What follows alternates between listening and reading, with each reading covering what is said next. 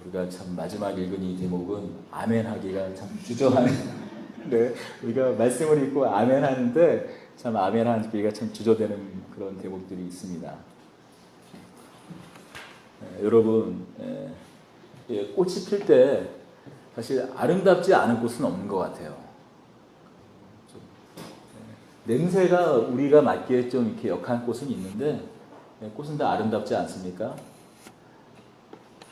그런데 어떤 꽃도 아무리 아름다운 꽃도 질 때는 사실 그 몇몇 꽃들을 빼놓고는 지는 모습이 이게 과히 아름답지 않죠. 이렇게 뭐 생각을 해보니까 있긴 있어요. 이렇게 벚꽃이 보니까 진 다음에 벚꽃이 너무 작다 보니까 지고 나서 이렇게 이 꽃밭 꽃이 막 눈처럼 이렇게 흩날리잖아요. 그리고 흔적도 없이 뭐 사라지곤 하더라고요. 뭐 그런 벚꽃 말고는 대부분 꽃이 지면 그 시드는 모습이 과히 좋지 않습니다. 아마 그 대표적인 꽃이 있다면 그 목련일 것 같아요. 목련이 성질이 아주 극한 꽃이에요. 아십니까? 이게 관찰력이 좀 뛰어나신 분이라면 아실 텐데 목련이 잎사귀가 나기도 전에 먼저 꽃을 틔워요. 성질이 급하다 보니까 한 3, 4일 정도 이렇게 피나요? 일주일 정도. 일주일을 못 가는 것 같아요. 한 일주일 반짝 그 상아 빛깔로 되게 이쁘잖아요.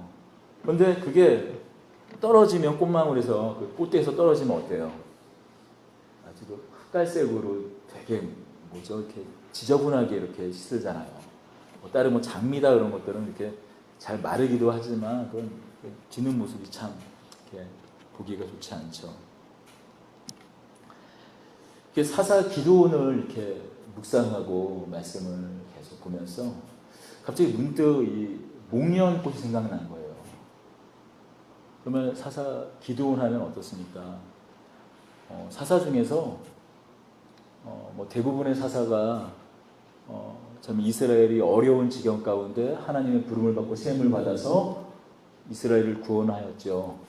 그런데 만약에 그 상황과 그 형편, 어려운 그 지경을 따지면 기드온이 사사로 부름받았을 때가 제일 어려운 때였어요.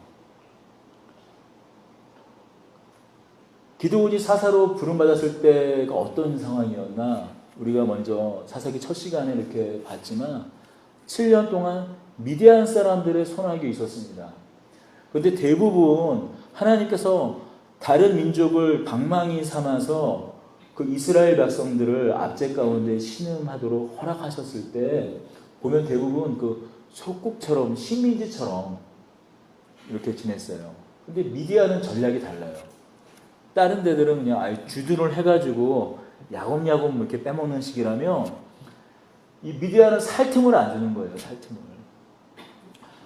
보면 파종할 때에 미디안이 쳐들어왔다고 얘기합니다. 그러니까 따지고 보면 1년에 한 2차례 쳐들어오는 거예요. 우리가 곡식 거둘 때도 당연히 쳐들어오겠지만 파종할 때요. 파종할 때는 어떤 때예요? 이렇게 뭐 씨앗을 심을 때 아닙니까?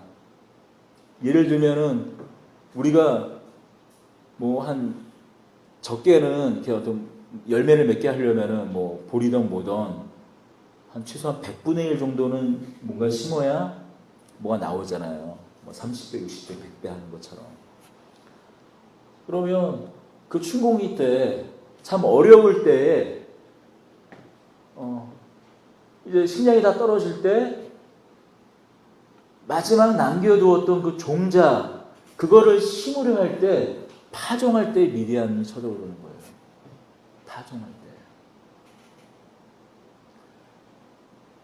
그러니까 미디안의 전략은 기본적으로 그러니까 야금야금 빼먹는 정도가 아니라 완전히 이스라엘을 그냥 말라 죽게 하는 거죠. 근데 도무지 살 수가 없어서 어떻게 해요? 동굴을 파서 살고 구덩이를 파서 살고 사사로 부름받았던 그 미디안은 기드온은 어떤 때 부름을 받습니까? 추수할 때 탈곡을 할 때 어디서 탈곡을 한다고 성경은 말하고 있어요. 포도주 틀에 숨어서 탈곡을 했습니다. 탈곡할 때 먼지가 일어나면 미디안이 와서 뺏어갈까봐 장막을 치고 숨어서 땀을 삐질삐질 흘리며 포도주 틀에 숨어가지고 탈곡을 하는 거죠. 그 정도로 신음하던 때입니다. 그런데 미디안이 그렇게 이스라엘을 거의 완전히 말려 거의 죽여가는 그 지경 가운데서 기드온이 그 300용사와 함께 미디안 사람 몇 명을 그 이스라엘 광야에 아말렉과 함께 연합군을 만들어서 이스라엘을 치러 온 그 미디안과 아말렉 연합군 몇 명을 쳐 죽이는가? 거기서 12만 명을 죽이죠. 한번 10절을 한번 읽어볼까요? 이때에 세바와 살문나가 갈고리에 있던데 동방 사람의 모든 군대 중에 칼든 자 12만 명이 죽었고 그 남은 15,000명가량은 그들을 따라와 거기서 있더라. 그러니까 미디안과 아말렉 연합군이 몇 명이었다라는 얘기예요. 13만 5천 명이 이스라엘을 정복하려고 이스라엘을 아마 13만 5천 명이 왔던 거 보면은 마지막으로 완전히 이스라엘을 도륙하려고 왔던 것 같아요. 그때 인구 지금도 10만 명이면 우리나라가 지금 몇 명인가요, 군인이? 혹시 군인 수가 60만. 제가 최근에 어떻게 되는지 모르겠어요. 우리나라 젊은 청년들을 다 해서 한 60만 정도 되니까 인구 규모로 만약에 당시 생각해서 10만, 13만 5천 명이다. 그러면 어마어마한 수가 온 것입니다.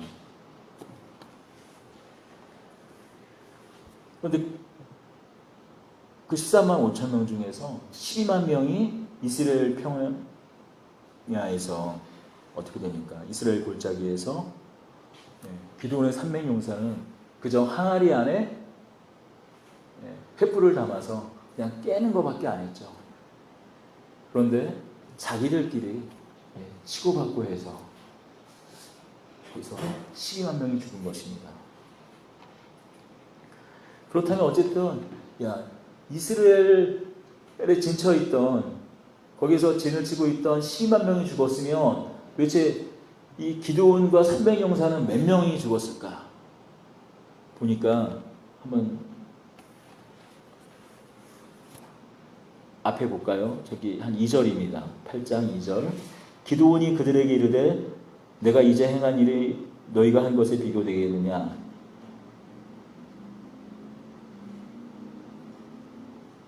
4절입니다. 기드온과 그와 함께한 자 300명이 요단강에 이르러 건너고 비록 피곤하나 추격하며. 기드온과 그와 함께한 자 300명이 그대로 살아남았다라는 거예요. 여러분 생각해 보십시오. 만약에 그냥 이게 사람 인력으로, 사람의 능력으로 하는 전쟁이라면은, 아니 저는 충분히 300명이 12만 명 상대할 수 있을 거라고 생각을 해요. 산술 계산으로 제가 또 해봤어요. 이게 그냥 300명, 12만 명 하니까 이게 대답이 안 나오는데 12만을 또 300으로 한번 나눠봤더니 한 사람에서 400명을 죽이면 되더라고요. 산술 계산으로 보니까 영화에서는 또 이렇게 되는 얘기지만 한번 400명을 한번 죽인다고 생각해 보시고요. 한 사람도 안 죽고 400명을, 한 사람에서 400명을 감당할 수 있겠습니까? 더군다나 이 기드온과 그 300용사들이 가져갔던 것은 항아리 안에 횃불밖에 없어요. 언젠가도 말씀드렸지만 이스라엘 땅에는 농사 지을 수 있는 그 보술이라고 말하는 이렇게 괭이라든지 호미 그런 것들 말고는 가나안 족속들이 쳐들어올 때마다 다 뺏어가서 변변한 무기가 없어요. 나중에 사무엘상에 보면 이스라엘을 통틀어서 칼과 창을 가진 자가 누구만 있었다고요? 사울과 그의 아들 요나단 말고는 칼과 창을 가진 자가 없다고 나와 있었어요. 그래서 다윗에게 그 칼과 창 뭐 그런 것들을 주잖아요. 사울왕이. 결국 이 전쟁은 누구의 전쟁이었다라는 말입니까? 하나님의 손에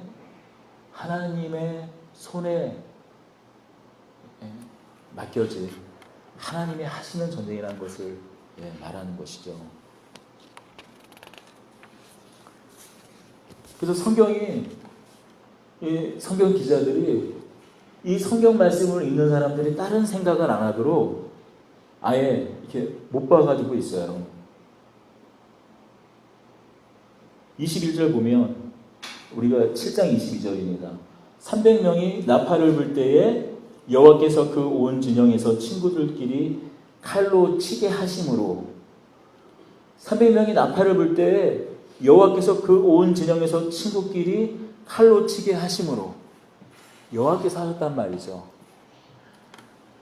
모세가 방망이가 아니죠. 모세가 지팡이를 이렇게 향했을 때 홍해가 갈라졌듯이 그리고 여리고 주위를 이스라엘 백성들이 7일 동안 돌고 하루에 한 바퀴씩 돌고 맨 마지막에 7번 돌았을 때 그때 여리고 성이 무너졌듯이 이스라엘 백성들이 그 기드온과 300용사가 한 일이라고는 항아리를 깨고 나팔을 불고 소리를 지른 것뿐이죠.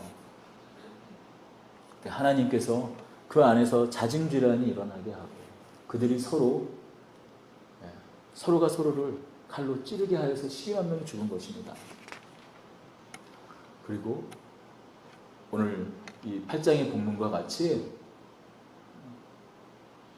이 미디안 연합군은 12만 명이 죽었지만 미디안과 300용사들은 단 한 사람도 죽은 사람이 없이 비록 피고는 하였지만 그 남은 자들을 15,000명이죠. 세바와 살문나와 그 남은 용사, 남은 적들 15,000명을 지금 뒤쫓고 있는 것입니다. 어쨌든 이렇게 기드온이 큰 승리를 거두고 나자 제일 못마땅한 사람이 있었어요. 제일 못마땅해 하는 사람들이 있었습니다. 바로 에브라임 지파입니다. 오늘 우리가 읽은 본문 이 8장 1절에 뭐라고 되어 있습니까? 에브라임 사람들이 기드온에게 이르되 내가 미디안과 싸우러 갈 때에 우리를 부르지 아니하였으니 우리를 이같이 대접하면 어찌 되느냐 하고 그와 크게 다투는지라. 에브라임 사람들이 늦게 전쟁에 참여하게 됐습니다. 그래서 따지는 거예요. 왜 너가 나를 부르지 않았느냐? 라면서 따지는 거예요. 왜냐하면 기본적으로 이 이스라엘 지파는 평상시에는 12지파는 느슨한 상태에서 서로 그러니까 자치권을 행사하면서 지내다가 전쟁이 일어나면 서로 연합하여서 싸우는 것이 관례였습니다.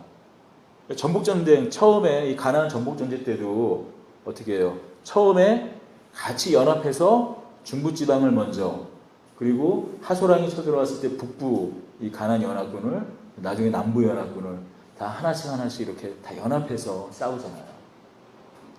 그게 관례였습니다. 그러니 이 말만 듣고 보면 틀린 말이 아니죠. 그런데 실제로 어땠나요? 부르지 않았나요? 27장 24절을 보면 기드온이 사자들을 보내어 에브라임 온 산지로 두루 다니게 하여 이르기를 내려와서 미디안을 치고 미디안을 부르긴 불렀어요. 불렀는데 처음부터 부르지는 않았던 건 맞습니다. 그런데 부르지 않았던 것은 아니죠. 처음은 누구를 먼저 불렀느냐?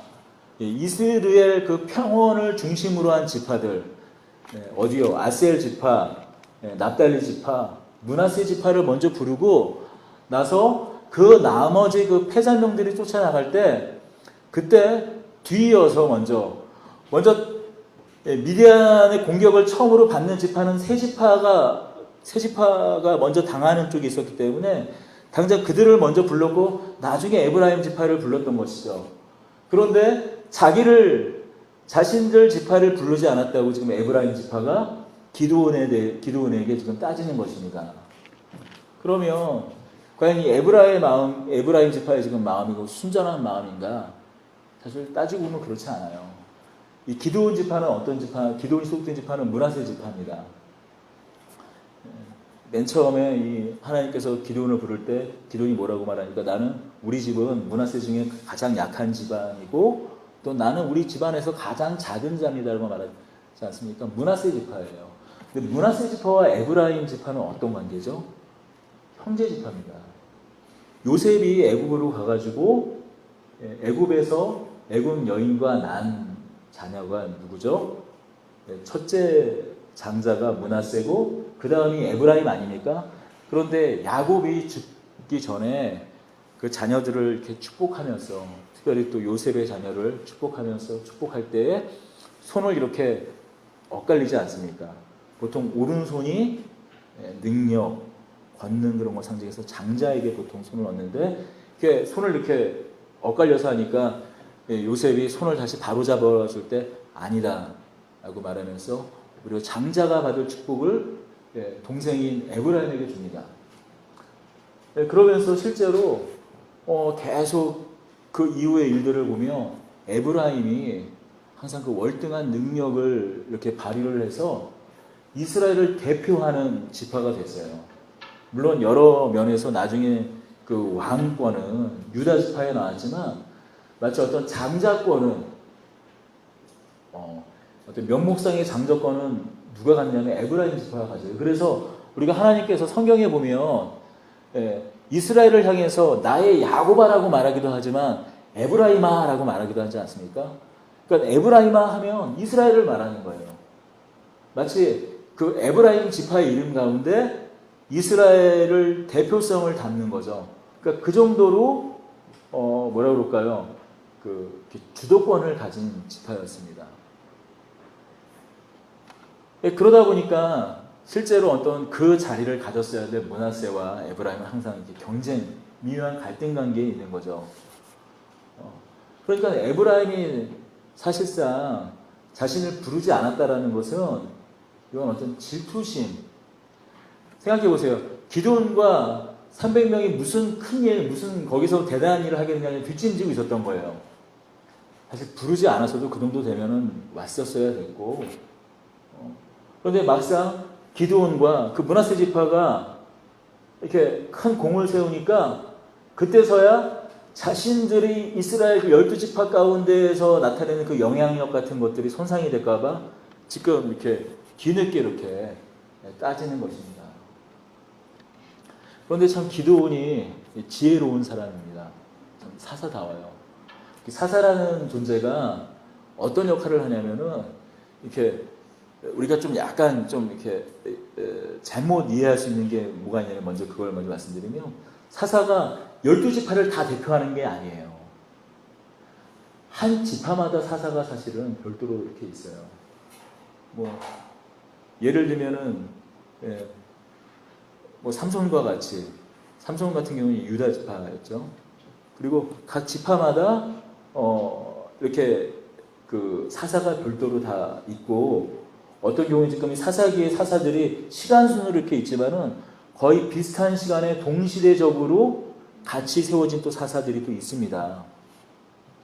그런데 사사가 하는 일이 또 전쟁이 나면은 각각 지파들을 부르고 지파들을 하나로 묶어서 연합시키고 하나로 만드는 그런 역할.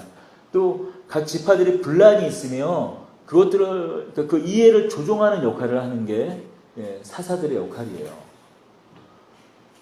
그런데 이렇게 에브라임이 딴지를 걸며 이렇게 기드온에게 말하였을 때 만약에 그것에서 뭔 소리냐 부르지 않았냐 하면서 만약에 따져 들어가기 시작했다면 어쩌면은 큰 싸움이 일어날 수 있는데 기드온이 뭐라고 말합니까? 기드온이 그들에게 이르되 2절입니다. 내가 이제 행한 일이 너희가 한 것과 비교되겠느냐? 에브라임 끄물 포도가 아비에셀의 만물 포도보다 낫지 아니하냐? 에브라임의 끝물포도, 우리가 포도를 다 이제 따고 나면 맨 마지막에 이렇게 막 상품 가치가 없는 막 이렇게 제대로 맺히지도 않은 조그만 손톱만한 그런 알갱이들을, 그 끝물포도가 뭐와 비교하고 있습니까?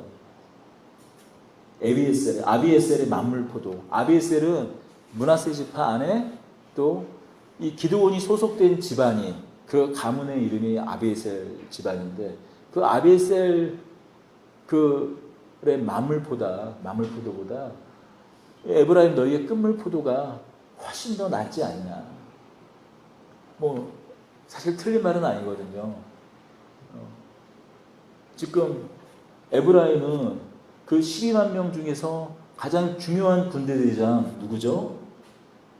누구를 죽입니까? 25절에 보면 오앱과 스웹을, 그러니까 미디안 연합군, 미디안과 아말렉 연합군의 대표적인 장수 두 사람을 사실 죽이는 공을 세웠으니까 이 말에도 틀린 말은 아니고 지혜롭게 이 기드온이 처신을 해서 어떻게 보면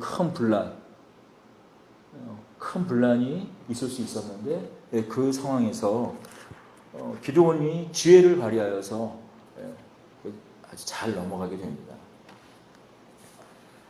근데 우리가 이어지는 이 9절부터가 사실은 참 이 앞에 있는, 그러니까 기드온이 에브라임과 이렇게 대했던 것과 그 이후에 숫곳과 이 분회를 상대하며 대한 거랑은 너무나 차이가 나는 거예요. 이어서 숫곳에 이르릅니다. 숫곳에 가서 300용사가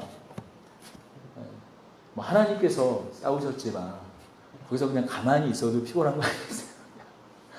자기들끼리 모르겠어요. 그림이 사실 그려지지가 않아요. 가만히 있는데 자기들끼리 이렇게 막 죽고 막 이렇게 마치 뭐 비사이로 막가 뭐 어떤 일이 있었는지 사실 이렇게 다 그림이 그려지는 않지만, 근데 얼마나 그 공포심, 두려움 가운데서 힘들었겠어요. 그리고 또 남은 15,000명을 쫓아가면서 얼마나 지쳐 있겠습니까? 그래서 숫곳에 이르러서, 숫곳은 어떤 지역이냐면 야뽕강가, 이 요단강 동편에 야뽕강이 있죠. 야뽕강은 야곱이 하나님과 씨름했던 곳, 바로 그 위가 바로 이 숫곳입니다. 그 숫곳은 가지파가 다스리는 지역이에요. 그러니까 그 숫곳에 이르러 가지고 벌써 미디안은 요단강을 건너간 거죠. 뒤쫓아가지고 숫곳에까지 갔는데, 이제 배가 고프니까 좀 떡덩어리를 우리에게 달라고 했을 때 숫곳에 사람들이 말합니다. 장로들이, 야 기드온 네 손에 세바와 살문나가 네 손에 있냐?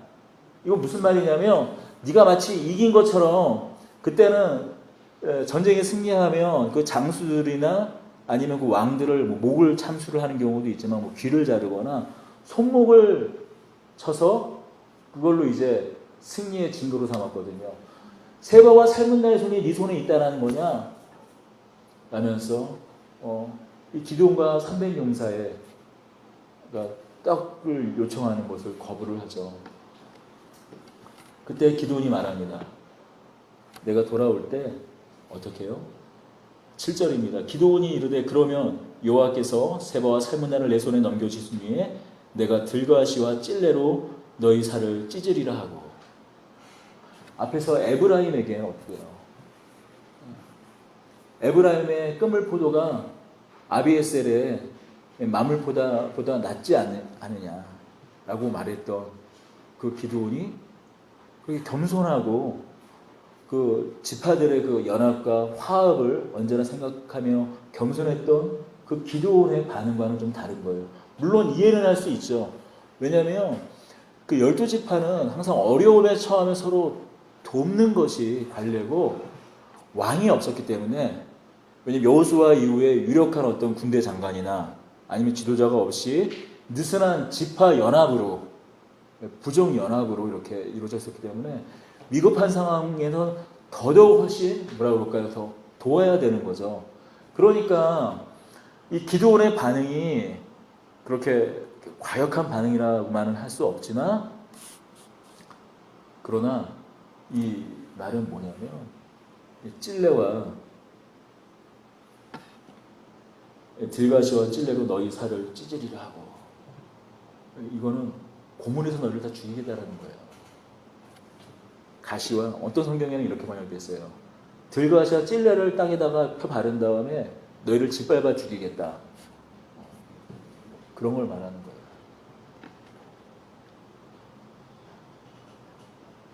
또 이어서 분우엘에 갑니다. 이 분우엘은 어딘가? 분이엘을 말합니다. 야곱이 하나님과 씨름한 다음에 뒤이어서 이제 그 형 누구를 만납니까? 에서를 만나지 않나요? 그때 그 전에 이제 야곱이 이제 그 씨름하던 곳, 그때 하나님을 보았다 해서 하나님의 얼굴을 봤다 해서 분이엘이라고 말하잖아요. 예, 그곳이 바로 분이엘인데 나중에 발음이 이제 또 분우엘, 뭐 분이엘이라고 일컬어지기도 하고, 분이엘 바로 그곳이 바로 야곱 방가 그것도 지역에 있는 그 지역이에요. 근데 거기 갔는데 이번엔 똑같은 수꽃과 똑같은 반응을 하는 거예요. 그러니까 기드온이 말합니다. 내가 다시 돌아올 때 세바와 사물나를 잡아 돌아올 때는 너희의 망대를 허물 것이다라고 말하고 있어요. 이 망대를 허문다라는 말은 무슨 말인가 하면, 이 분우엘에는 큰 성이 있습니다. 그러니까 다른 뭐 민족들이, 다른 이방 족속들이 쳐들어오지 못할 정도로 아주 거대한 성을 만들어 온 거예요. 그러니까 너희들은 이 성을 믿고 안심하지만 너희들이 돌아올 때 내가 이 성을 허물겠다라고 말하는 것입니다. 사실 이 숫꽃과 이 분우엘이 이렇게 적극적으로 기드온을 돕지 않은 사실 뭐 이유를 만약에 설명하면 좀 설명이 됩니다. 왜냐하면 아까 말씀드렸지만 이 숫꽃과 분우엘은 어느 지역에 있는 거예요? 요단 동편이에요. 여러분들 보실 때는 잘 설명을 해요. 요단 동편이에요. 요단 동편이에요. 미디안과 아말렉이 영향력을 행사하는 지역이 어디입니까? 요단 동편 지방 아닙니까? 우리가 민수기에서 보면 시팀에 진치고 있을 때 그 발람과 발락이 이스라엘을 이스라엘이 우상 숭배해서 음행하게 해서 하나님의 저주와 심판을 받게 하려고 하지 않습니까? 그래서 그것을 징벌을 할 때 누구를 징벌합니까? 미디안을 징벌하잖아요. 미디안이 진치고 미디안이 영향력을 행사하고 모압이 영향력을 행사하는 지역이 요단 동편입니다. 그러니까 사실 앞에서 이 기드온과 300용사가 미디안과 아멜렉 연합군을 갖다가 싸워가지고 뭐 12만 명을 이겼다라는 소식을 들었지만 실상 그게 믿겨지겠어요? 그리고 만약에 기드온이 이 세바와 살문나를 잡아 죽이지 못하면 당장 어떻게 돼요? 만약에 떡을 먹이고 도와주면 어떻게 됩니까? 나중에 미디안과 아말렉이 다시 돌아와가지고 자신들을 이렇게 죽일 수도 있는 거잖아요. 자신들을 다시 도륙할 수도 있는 것입니다. 그러니 적극적으로 도와주지 못하는 것을 충분히 이해할 수 있는 거예요. 그런데 어떻게 합니까? 돌아올 때 그 이후에 진행되는 일을 보면 세바와 살문나를 기드온과 300용사가 잡고 돌아올 때 기드온이 말한 대로 그대로 숫곳에 있는 장로 77명을 정말 그 들가시와 찔레로 잡아 죽입니다. 그리고 어떻게 해요? 그 뒤에서 분우엘 사람들은 어떻게 해요? 망대를 허문다. 그 약속 그대로 망대만 허물었겠어요. 너무나 앞에 에브라임을 상대했을 때는 정말 사사로서 품격 있고 품이 있고 정말 겸손한 모습으로 이스라엘 12지파의 평화와 그 화목을 하나님 안에서 한 형제됨을 나타내 보여줬던 이 사사 기드온이 숫곳과 이 분우회를 향해서는 어떻습니까? 자신 개인의 분노를 표출하고 있는 것이죠. 그럼 우리가 이 대목을 좀 살펴보면서 주목해야 될 부분이 뭐냐면, 지금 이스라엘에서 처음으로 한 지파가, 한 족속이 형제 족속, 형제 지파를 지금 심판하는 거예요.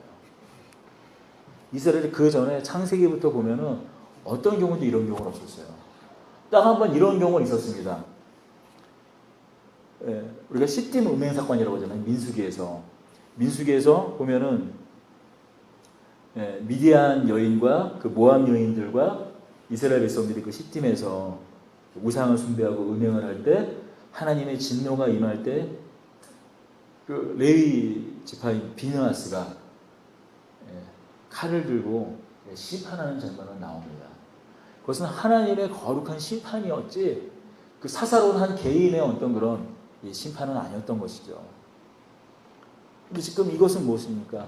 하나님께서 심판하라고 그들을 숫곳과 분해를 심판하라고 말한 적도 없었고, 그리고 충분히 그들의 입장을 헤아릴만 했음에도 불구하고 지금 기도는 어떻게 해요?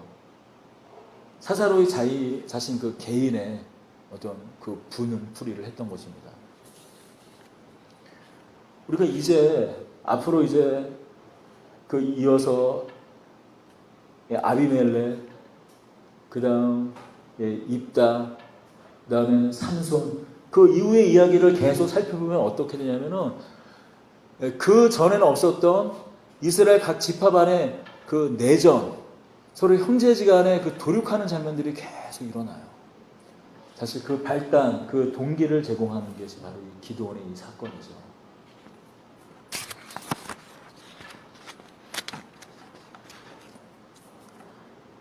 그런데 이 기드온, 이 사사 기드온은 처음에 어떤 사람이었어요?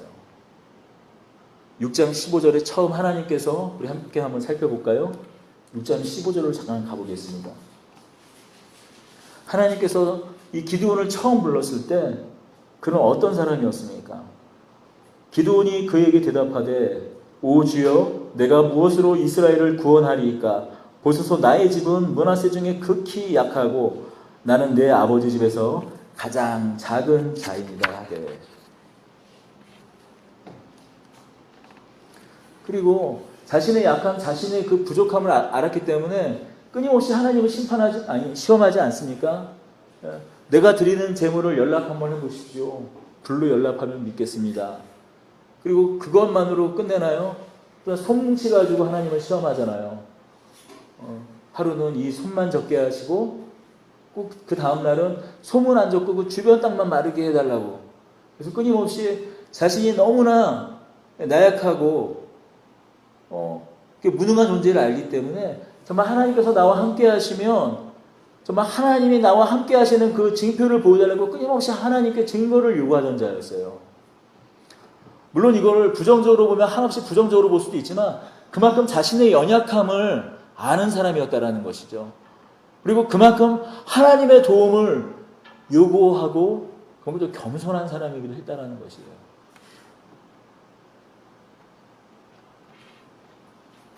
그리고 또 어떤 사람이었어요?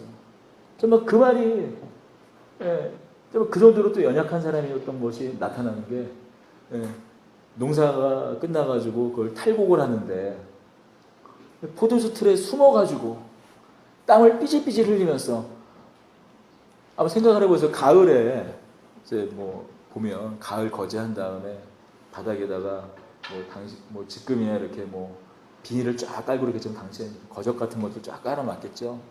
그리고 뭐 도리깨질 같은 걸 하면서 탈곡을 하지 않습니까?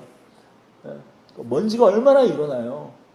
근데 그걸 포도주 틀 안에서 먼지가 일어나지 않게 하려고 장막을 아마 딱 치고 했을 거예요. 한번 상상을 해보십시오. 그렇게 겁이 많고 두려움이 많은 사람입니다.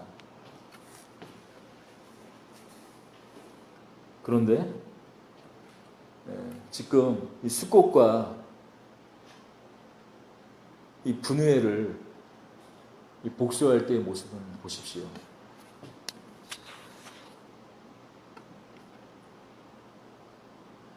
얼마나 잔인합니까? 한번 상상을 해보세요. 들가시와 찔레를 그 가시를 바닥에 쫙 펴놓고 그 장로들을 죽인다고 한번 생각을 해보세요. 망대를 허물고 복수한다고 생각해 보십시오.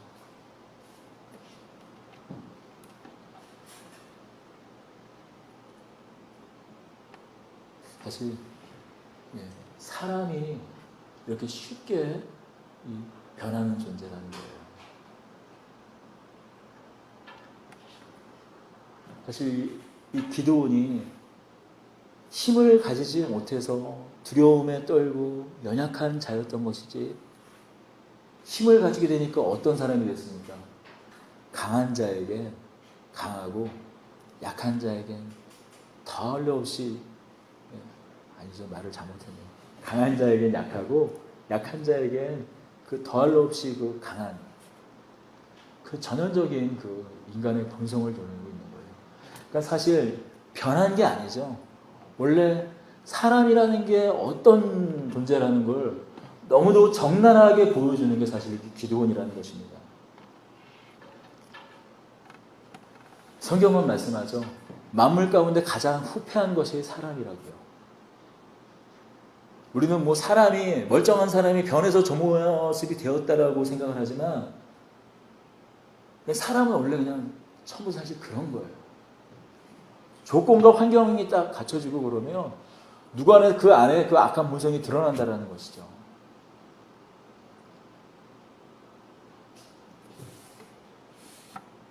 두려움에 떨던 사람이, 연약한 사람이 하나님의 부르심으로 말미암아 믿음이 성장하고 믿음의 용사가 되는 것 같았지만, 사실 두려움에 떨다가 하나님이 그에게 찾아와 주셔서 그가 힘과 능력을 갖게 되자 오히려 어떻게 해요? 그 형제를 치는 사람이 되었어요. 그 형제를 베는 사람이 되었어요. 물론 앞에서는 우상을 배웠죠. 우리가 지난 시간에 말씀드렸지만 기드온의 이름이 무엇입니까? 기드온은 베는 자라는 뜻이에요. 베는 자. 므낫세 지파의 가장 작은 집안, 또 그 집안 중에서도 가장 작은 자에 불과했던 그 기드온에게 하나님의 영이 임하자 그는 그전에 상상도 못할 그런 일을 하죠. 자기 집안에 있던 바알과 아세라 그 목상을 칼로 베니다. 그리고 어떻게 해요? 여호와의 칼이 돼서 미디안 12만 명을 죽입니다. 그런데 그 칼끝이 지금 어디로 향하고 있는 것입니까? 자신의 형제의, 자신의 한 핏줄인 숙곡과 분우회를 향하고 있다는 것이죠.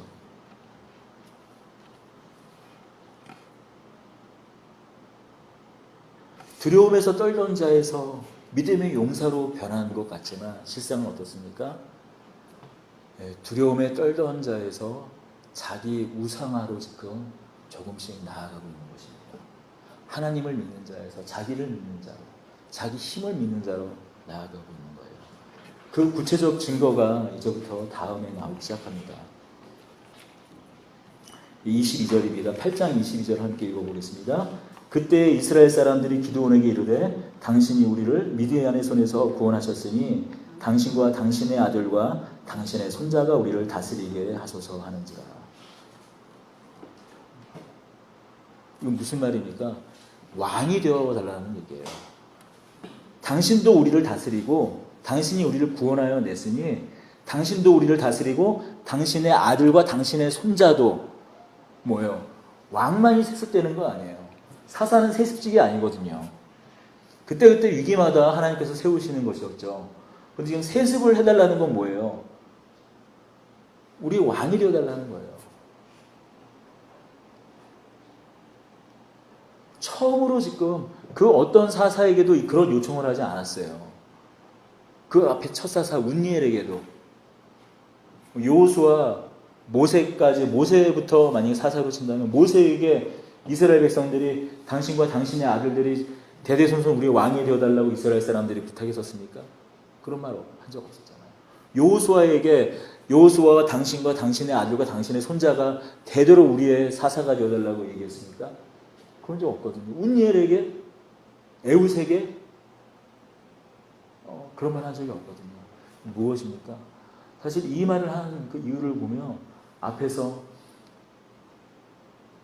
이 기드온이 숫꽃과 분웰에게 행한 일에 대한 그 두려움이 아마 발로가 되었던 것 같아요.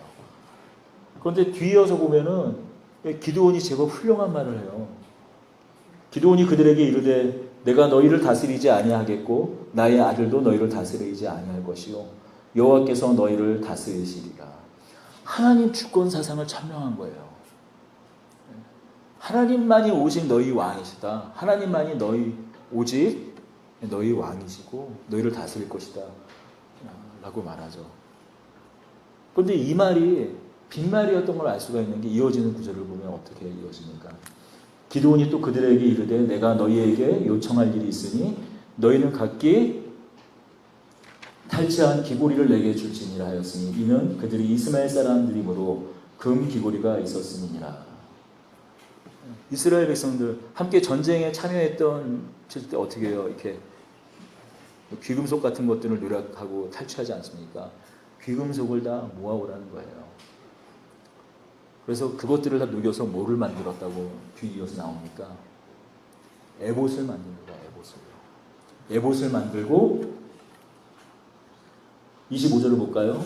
기드온이 요청한 금 기고리의 무게가 금 1700세겔이요.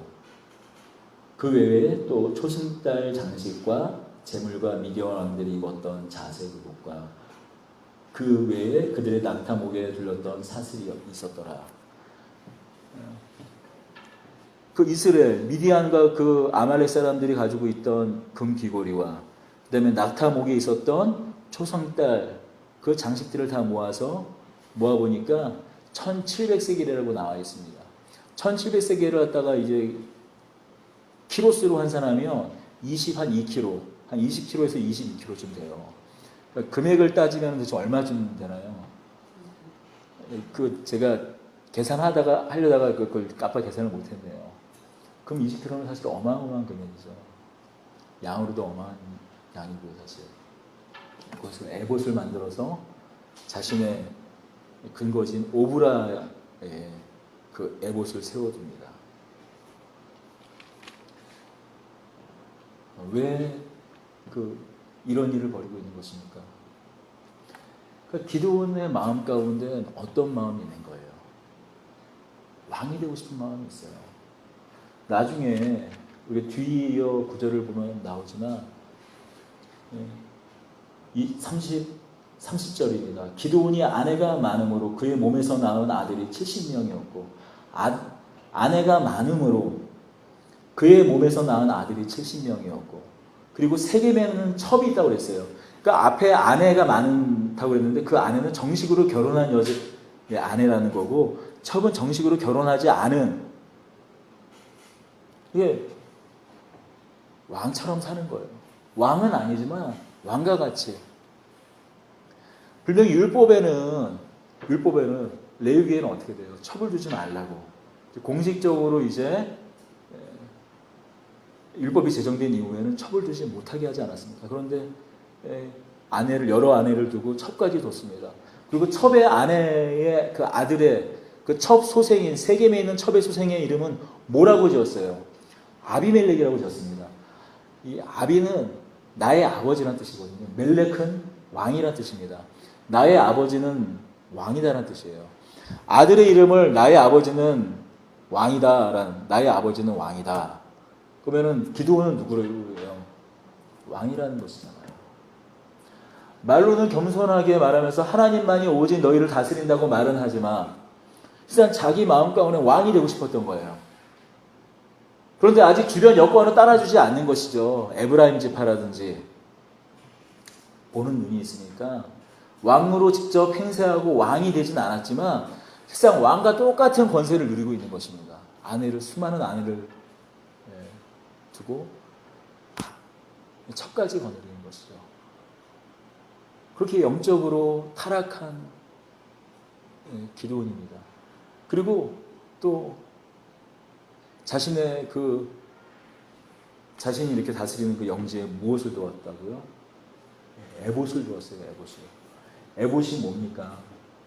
제사장들이 있는, 제사장 중에서도 특별히 대제사장이 있는 건 아닙니까? 그 에봇이 하는 역할이 뭐예요? 에봇에 우민과 둠님을 두죠. 그래서 하나님의 뜻을 우리가 구할 때 우민과 둠님 어떤 것이 나오는가를 보고 하나님의 뜻을 구하는 걸로 쓰는 게 바로 그 에봇의 역할입니다. 뭐예요? 그러면 이 에봇은 어디에 있어야 되는 건가요? 아직 다윗의 예루살렘 성전이 지어지기 전이니까 이 에봇은 어디에 있어야 되는 거냐면 실로에, 성막 있는 실로에 있는 거예요. 있어야 마땅한 건데 그것을 별도로 금으로 에봇을 만들어서 오브라에 뒀습니다. 그것도 금으로 아주 잘 만들었어요. 그러니까 성경은 뭐라고 말씀합니까? 온 이스라엘 사람들이 나와서 그 오브라에 와서 에봇을 보며 음란히 행하였다라고 말해요.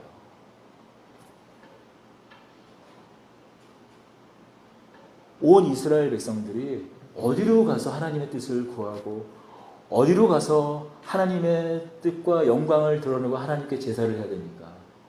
실로에 있는 성막에 하나님께 찾아가고 하나님께 예배하고 하나님의 제사를 드려야 되는데 지금 기드온이 살고 있는 기드온의 영지인 오브라에 와서 그 에봇에 제사하고 에봇에 예배하고 그곳에 와서 하나님의 뜻을 구한다라는 거예요.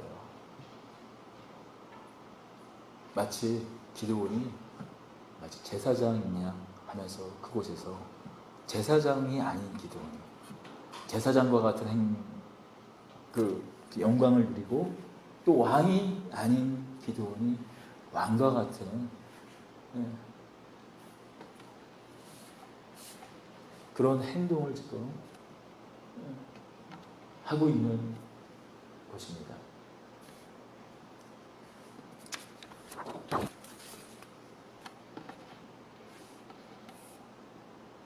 참 그 사람이라는 게 앞서도 말씀드렸지만 이렇게 연약한 것이 사람입니다. 참 사람이 참 이상한 존재예요. 그리고 우리가 참 이상한 사람들이기도 합니다.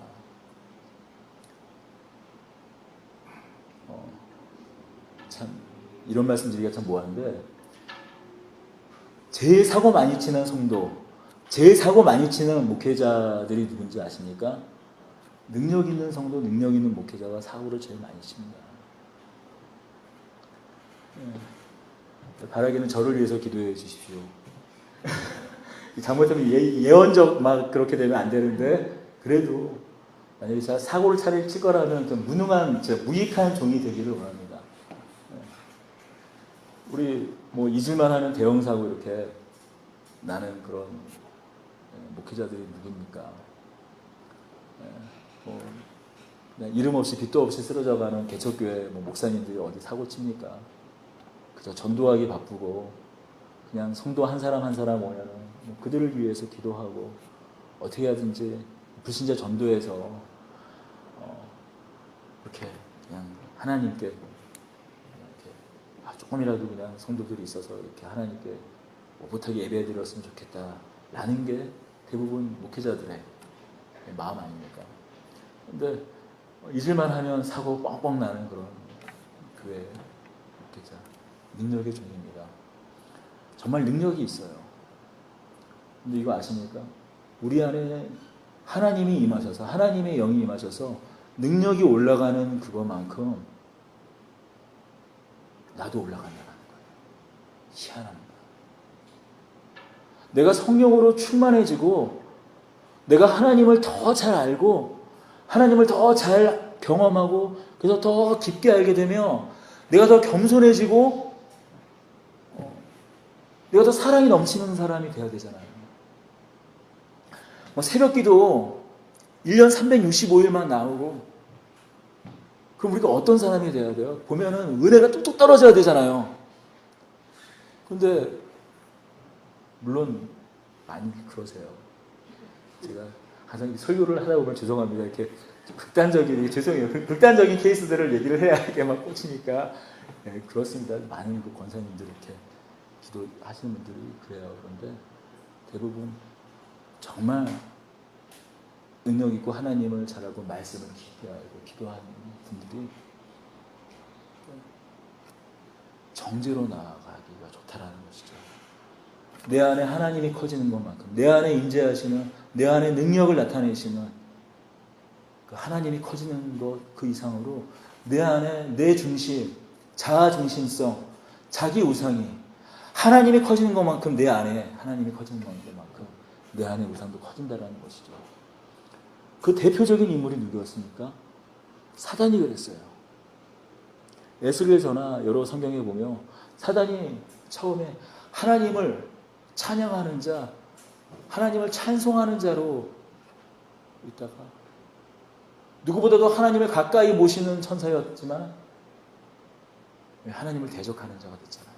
자기를 스스로 우상 삼아서. 첫사람 아담이 그러지 않았습니까? 하나님께서 모든 권능과 능력을 부어주셔서 하나님을 대신하여서 이 땅을 다스리게 하였지만 그가 어떻게 됩니까? 하나님이 되고자 하여서 하나님을 등지고 선과 악을 알게 하는 나무를 그 열매를 먹지 않습니까?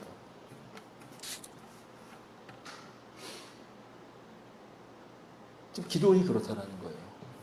정말 그 어떤 것도 배지 못했던, 배는 게 있다면 그저 몰래 숨어서 자기가 갖고 있는 그 나락들을 베고 그것도 숨어서 탈곡하는 정도에 불과했던 그 기도원이 그 우상 아세라 목상을 기꺼이 베고 12만 명 아니 13만 5천 명의 그 어마어마한 대군을 뱄던 기도원이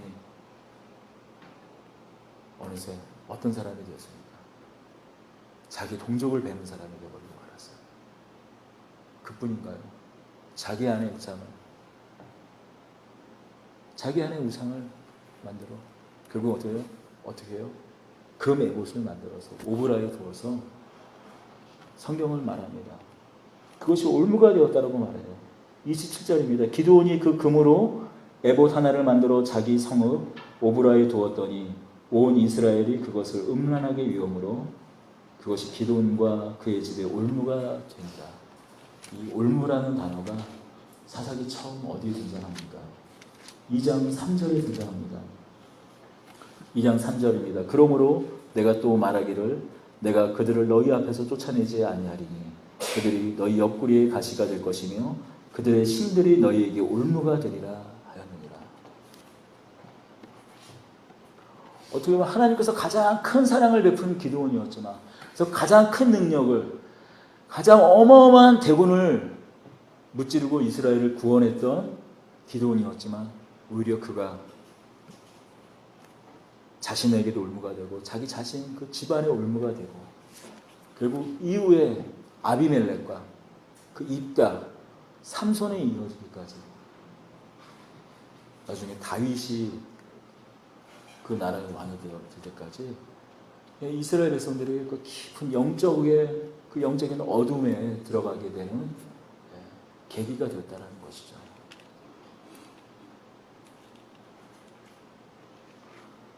여러분 35절을 한번 보십시오. 또 여룻바알이라 하는 기드온이 이스라엘에 베푼 모든 은혜를 따라 그의 집을 후대하지도 아니하였더라. 죽자마자 죽었을 때 너무나 앞서 그 에웃이나 드보라나 그 사사와 대조적이지 않습니까? 그가 죽자마자 어떻게 해요? 그 집안과 그의 자녀들을 후대했다고요? 아니요. 후대하지도 아니하였더라. 너무도 쓸쓸한 사사가 너무도 쓸쓸한 집안이 되어버리고 말았다는 것입니다. 여러분, 저희 그 동기들이랑 저 신학교 다닐 때 그냥 혹시 먼저 용서하고 미리 들으십시오. 신학교 다닐 때 이런 농담을 했습니다. 사랑의 교회에 사랑이 없고 제자 교회에 제자가 없다라는 농담을 했어요. 근데 이 말씀을 들으면서 야, 더드림 교회에 드림이 없으면 어떡할까? 저희 교회 더드림은 이제 중의적인 뜻이에요. 그렇잖아요. 뭐 영어 더, 정관사 더랑 꿈의 그 드림에서 하나님의 꿈이 있는 교회, 하나님을 꿈꾸는 교회. 또 어떤 의미가 또 있나요? 하나님이 주시는 그 꿈을 놓고 우리 인생을 확신하자는 의미에서 또 우리 인생을 드리자 해서 더드림인데, 하나님이 주시는 꿈도 없고 또 하나님께서 주시는 그 꿈에 대해 반응하여서 헌신도 없는 그런 교회가 된다면 너무나 슬픈, 정말 기도원과 같은 허망한 이름이 되지 않을까 싶습니다. 오늘의 이 말씀을 되돌아보면서 우리가 얼마나 연약한 사람들인지, 그러나 하나님께서 이렇게 연약한 사람임에도 불구하고 하나님께서 사용하셔서 기꺼이 하나님의 택한 그 사람들을 또 구원하는 그 일에 기꺼이 하나님께서 사용하신다는 것이죠. 우리가 찬송을, 이런 찬송을 많이 합니다. 저도 참 개인적으로 좋아하는 찬송입니다. 상한 갈대를 꺾지 않으시고 꺼져가는 심지를 끄지 않으신 하나님이십니다. 그런데 하나님은 우리가 상한 갈대가 되지 않기 원하세요. 우리가 꺼져가는 그 등불이 되길 원치 않으십니다. 우리를 하나님께서 부르신 이유는 그리스도의 장성한 분량에까지 이르기를 원하시는 거예요. 끊임없이 우리가 영적으로 성장하기를 원하십니다. 우리가 끊임없이 영적으로 성숙해 나가기를 원하세요. 우리에게 이 기도원, 사사기의 이 기도원 이야기를 주시는 것은 그러므로 우리가 기도원처럼 넘어져도 괜찮다, 그런 위로로 받을 것이 아니라 이 기도원 기사를 통해서 하나님께서 이 기도원을 바라보면서 얼마나 마음이 아프셨을까, 우리가 한번 생각해보는 그런 반면교사로서 우리에게 주신 말씀인 줄 믿습니다. 부디 바라기는 우리에게 허락하신 이름, 생명의 이름, 그 아들을 내어주시기까지 우리를 구원하신 하나님의 그 사랑을 바라보며 우리가 정말 믿음의 주요 온전케 하시는 그 예수를 바라보면서 우리가 성숙에, 그리스도의 그 성숙한 그 분량에까지 자라는 저와 여러분들이 되기를 소망합니다. 기도하겠습니다. 은혜와 사랑의 하나님 아버지, 감사합니다. 하나님, 이토록 저희는 연약합니다. 우리 안에 조그만 우리의 마음을 놓아버리면 우리 마음을 비좁고 그 비집어 나오는 그런 교만함, 또 자기 우상화들이 있습니다. 하나님, 그것들을 떨쳐내게 하여 주옵소서. 하나님, 우리 끝까지 붙들어 주시옵소서. 정말 주의 성령으로 덧입혀 주셔서 하나님을 더 온전히 바라보고 찾고 겸손한 마음으로 주를 섬기게 하여 주시옵소서. 주의 영광 가운데 온전히 거하게 하여 주시옵소서. 우리 주 예수 그리스도의 이름으로 기도드립니다. 이제는 하나님 아버지의 극진하신 사랑과 우리를 붙들어 주시되 끝까지 붙드시는 하나님의 아들 독생자 예수를 우리에게 내어주시기까지 사랑하신 그 다함이 없는 사랑과